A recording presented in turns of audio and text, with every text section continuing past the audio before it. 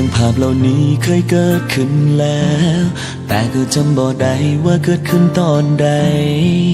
อยู่ในความทรงจำหรือว่าแค่ฝันไปทั้งที่หัวใจบ่เคยเชื่อเรื่องแบบนี้เลยคนคนหนึ่งที่เพิ่งเคยเจอกันแต่ว่าภาพเหล่านั้นตามเข้ามาหลอกหลอนให้ใจคิดถึงไม่เคยเป็นมาก่อนไม่ได้อ้อนวอนเรียกร้องขอจากใครสิ่งที่แนมบ่เห็นเคยปิดใจบ่ยอมรับมันแต่ตอนนี้ทุกอย่างก็แปรผัน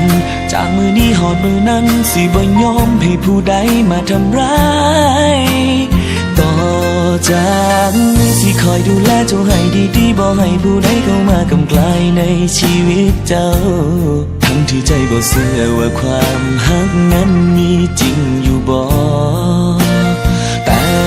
ก่อนน้องชีวิตเจ้าของเป็นอย่างต้องมาดูแลคนคนหนึ่งที่เฮาบ่เคยรู้จักแต่ฮักไปเบิดทั้งใจ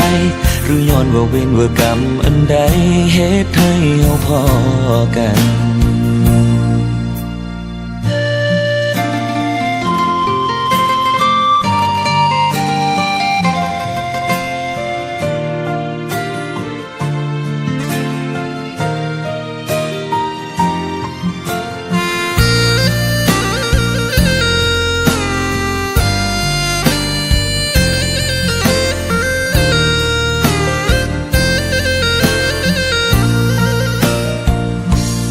คือจังภาพเหล่านี้เคยเกิดขึ้นแล้วแต่ก็จำบ่ได้ว่าเกิดขึ้นตอนใดอยู่ในความทรงจำหรือว่าแค่ฝันไปทั้งที่หัวใจบ่เคยเชื่อเรื่องแบบนี้เลยคนคนหนึ่งที่เพิ่งเคยเจอกันแต่ว่าภาพเหล่านั้นตามเข้ามาหลอกหลอนให้ใจคิดถึงไม่เคยเป็นมาก่อนไม่ได้อ้อนวอนเรียกร้องขอจากใครสิ่งที่แนมบ่เห็นเคยปิดใจบ่ยอมรับมันแต่ตอนนี้ทุกอย่างก็แปรผันจากมือนี้หอดมือนั้นสิบ่ยอมให้ผู้ใดมาทำร้ายต่อจากนี้สิคอยดูแลเจ้าให้ดีๆบ่ให้ผู้ใดเข้ามากำไกลในชีวิตเจ้า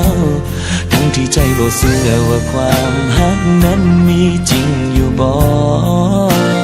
แต่ก่อนน้องชีวิตเจ้าของเป็นอย่างต้องมาดูแลคนคนหนึ่งที่เฮาบ่เคยรู้จักแต่ฮักไปเบิดทั้งใจหรือย้อนว่าเวรว่ากรรมอันใดเหตุให้เฮาพอกันมันสิย้อนกรรมย้อนเวรอันใดสิบ่ไปใส่ขอยืนข้างๆเธอ